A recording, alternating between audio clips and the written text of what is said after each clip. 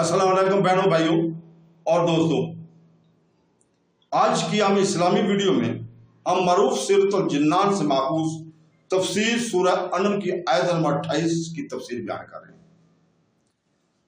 तो दोस्तों, इस वीडियो के आखिर तक हमारे साथ रहें, क्योंकि हम इस्लामी तालीमात के तनाज़र में इसकी अहमियत को बयान करते हुए और इसकी आयत के पीछे गहरे मानी और तशरीयात को तलाश करते हुए इस आयत के अंदर मौजूद हिकमत और रहनुमाई के बारे में गहराई से समझ हासिल करें।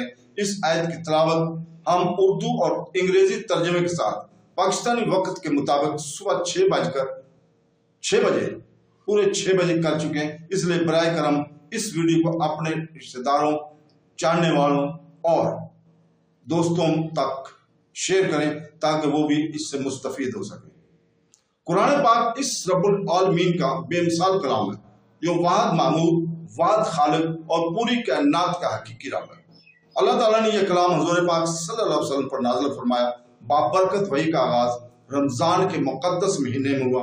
सैयदना जिब्रील अलैहिस्सलाम को हुज़ूर पाक सल्लल्लाहु अलैहि वसल्लम पर वही लाने की सादत हासिल हुई। कुछ बाबरकत आयात इनको बराह रास्त अता की गई। हालात और वाक़यात के लिहाज से सबसे फसीह जबान अरबी जबान में तकरीबन 23 साल के अरसे में वही अलाई का नज़ूल हुआ।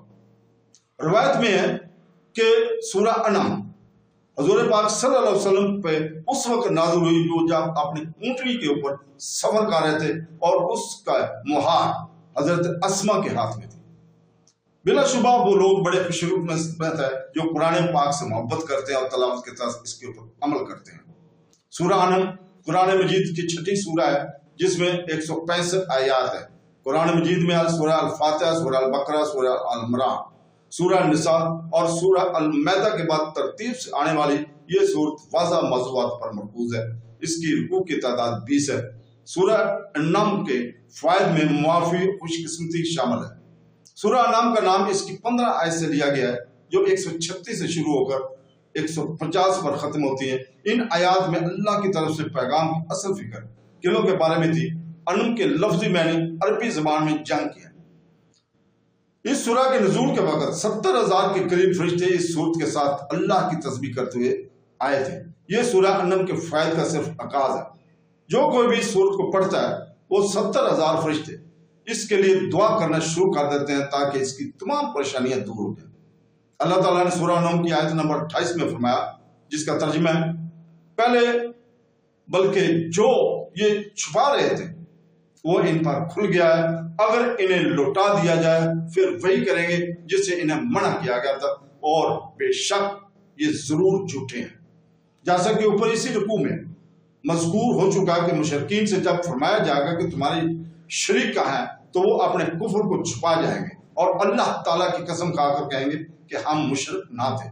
इस आयत में बताया गया कि फिर जब इन्हें ज़हर हो जाएगा, वो जो छुपाते थे, यानी इनका कुफर इस तरह ज़हर होगा कि इनके अज़ाब ज्वार इनकी कुफर और शिरक की गवाही देंगे, तब वो दुनिया में वापस जाने की तमन्ना करेंगे।